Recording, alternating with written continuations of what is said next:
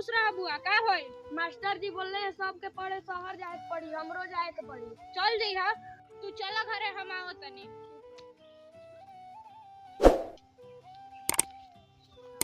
आज तो बुआ के पढ़े भेजे के बाटे। प्रणाम भैया। खुश रह खुश रह। हमें बड़ा जा तनी शहर पढ़े।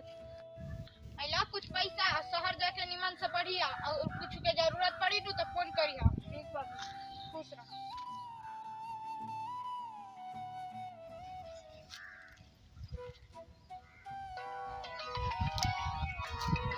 हेलो, खुश रह बुआ। नौकरी लग गई। अब तो मोए गांव में लड्डू बटाई आवा तरह। हाँ ठीक बाटे, ठीक बा आवा।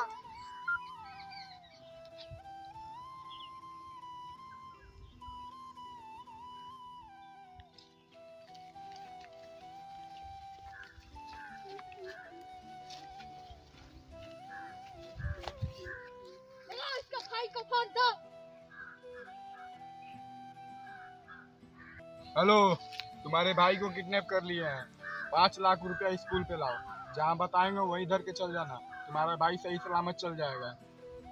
पुलिस को बताने की जरूरत मत करना।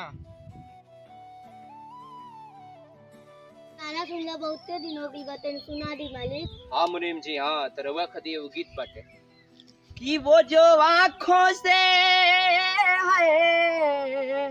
वो जो आँखों से एक पल न वो चल हुए और लापता हो गए देखते देखते।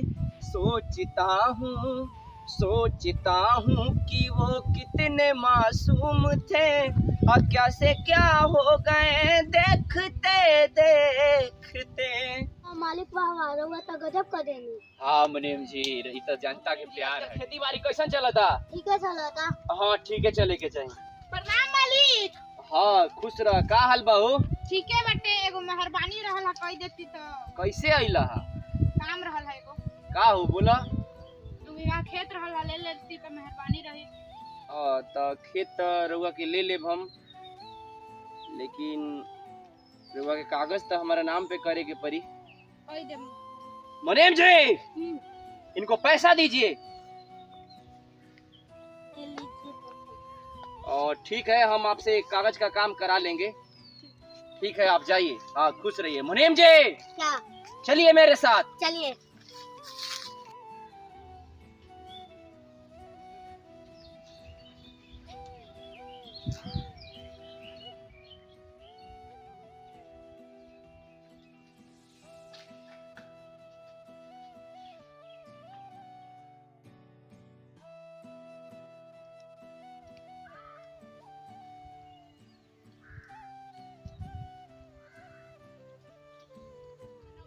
भाई नाई पता नहीं कैसन हुई।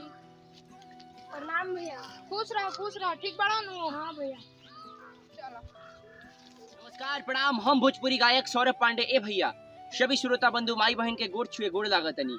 आई आज हमनी के तमाम कलाकार एवं कहानी के माध्यम से बतैनी है जा कि हमनी के देश में ऐसा होता तरुआ लोग सुरक्षित रही जा और अपन भाई सौरभ पांडे के ऊपर प्यार आशीर्वाद दुलार बनाई जा और वीडियो के लाइक करी जा, कमेंट करी जा, शेयर करी जा और भाई के चैनल के जरूर सपोर्ट करी जा, सब्सक्राइब करी जा। हर हर महादेव। जय हिंद, जय भारत।